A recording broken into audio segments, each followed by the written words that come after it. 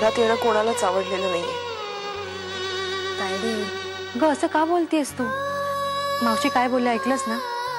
हळूहळू सगळं ठीक होईल, नको काळजी करू. सगळं थोड्या दिवसांसाठी का होईना, माझ्यामुळे या घरात कोणालाही त्रास झालेला मला नाही आवडणार. हे बघ, आता तू हट्ट करू नकोस, मी आजच बाबांबरोबर परत जाते. तायडे अगं वेडी आहेस का तू? हे बघ, मावशीने तुझ्यासाठी खास परवानगी काढली बाबांकडून, आणि आता तू जायचं म्हणतेस. आणि डॉक्टरांनी सुद्धा सांगितलंय ना तुला की जास्त दगदग करायला नकोयस. तू इथेच थांब प्लीज. मोहर, शारीरिक त्रास झालेला आपण सहन करू शकतो, पण मानसिक त्रास झालेला नाही सहन होत का? हे बघ, तू सरोज मावशींची काळजी करू नकोस. हवं तर मी बोलते त्यांच्याशी. तायडे तुला माझी शपथ आहे, तू इथे थांबायलाच हवं. तू कुठेही जायचं नाव घेणार नाहीस. तू माझ्याबरोबर इथेच राहणारच बस. तायडे बघ, मला समजू शकतं होतं,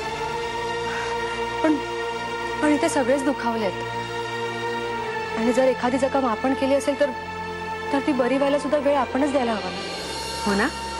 बाबा चल जातो मी. येऊ मी?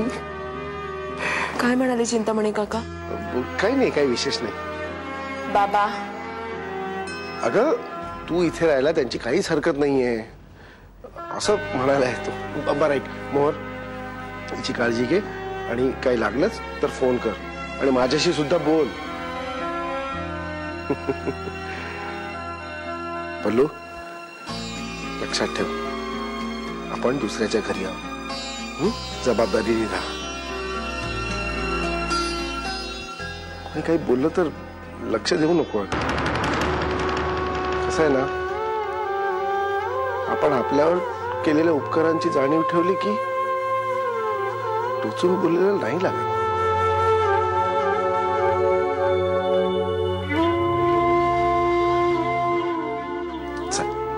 येऊ मी? पोचल्यावर फोन करा. हो. बाबा, आई आणि आजीला विचारलं म्हणून सांगा. हो सांगतो. लू लवकर बरी हो ग, आणि घरी ये, वाट बघतो आम्ही सगळे तुझी. चला चला येतो.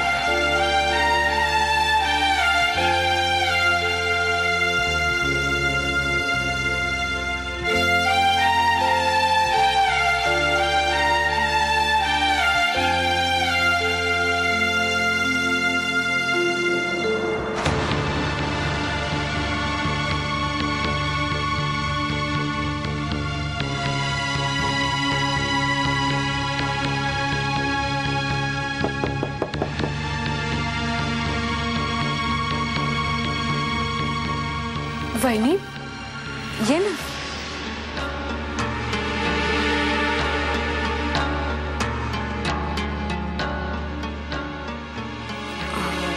बस ना.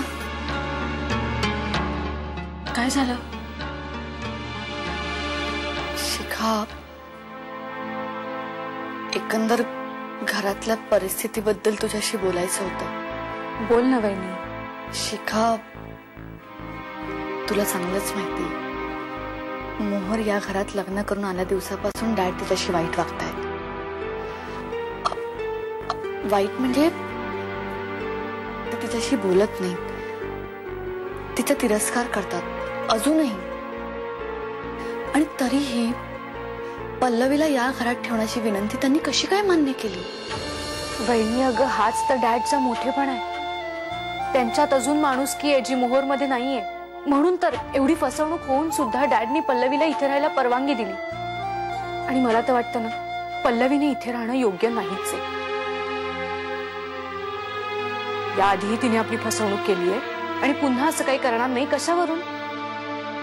वहिनी, मला तर वाटतं ना, डॅडने जी काही पैशांची मदत करता येईल ना ती करावी आणि पल्लवीला दुसरीकडे कुठेतरी राहायला पाठवावं. खरं सांगते शिखा, मला तुझं म्हणणं पटतंय, पण हे बघ, प्रॉब्लेम पल्लवी नाहीये. मला भीती या गोष्टीची वाटते की पल्लवी या घरात आल्यानंतर मोहर आणि रोहन मध्ये काही प्रॉब्लेम व्हायला नको. आधीच त्यांचं नातं कमकुवत आहे. पल्लवी घरात आल्यामुळे रोहन जर का मोहरशी आणखीन वाईट वागायला लागला तर काय होईल याची मला जास्त भीती वाटते. वहिनी अगं, ही गोष्ट तुला कळते, मला कळते, मोहरला कळत नसेल? ती इतकी लहान तर नक्कीच नाहीये. या गोष्टीचं गांभीर्य तिलाच कळत नाहीये. मग आपण या विषयावर बोलून काय साध्य होणार आहे?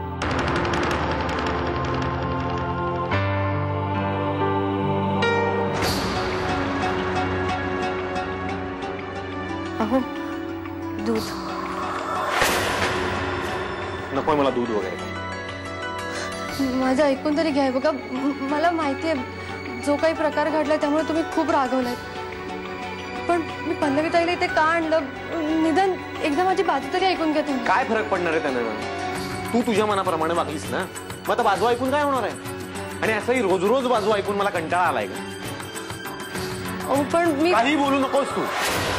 तू जे काही केलेस ते चुकीचं केलंस. ज्या मुलीमुळे या घरात एवढं रामायण घडलं, जी सगळ्यांच्या नजरेला खुपतीये, तिलाच तू इथं आणलंस. कशासाठी? तिची मुंबईत सोय नाहीये म्हणून. अरे मग हे सगळं करण्यासाठी तुला आमचंच घर मिळालं का? बोल ना, का आणलंस तू पल्लवीला?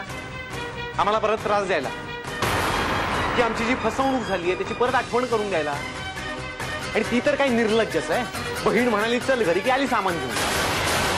का बोलताय तुम्ही? सख्खी बहीण आहे ती माझी. ते दुसरं कोणी नाहीये मुंबईत. अरे मग हा तुमचा प्रश्न आहे ना. पण सरोज मावशीने सुद्धा परवा. एक मिनिट, मावशीला तू मध्ये आणू नकोस. काय केलंस मला चांगलंच माहिती. या वेळेला सुद्धा तिच्या समोर रडून तिची सहानुभूती मिळवून पल्लवीला या घरात आणायची परवानगी काढली, हो ना? इरावती बहिणीनं सगळं सांगितलंय, पण सरोज मावशीला काय झालं हेच मला कळत नाहीये. काय जादू टोणा केलास तिच्यावरती तुलाच माहिती.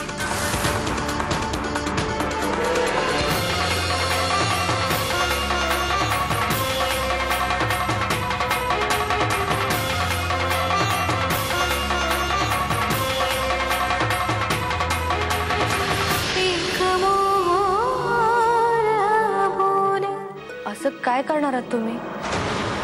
चमत्कार पाहायचे असतात, अनुभवायचे असतात, सांगायचे नसतात.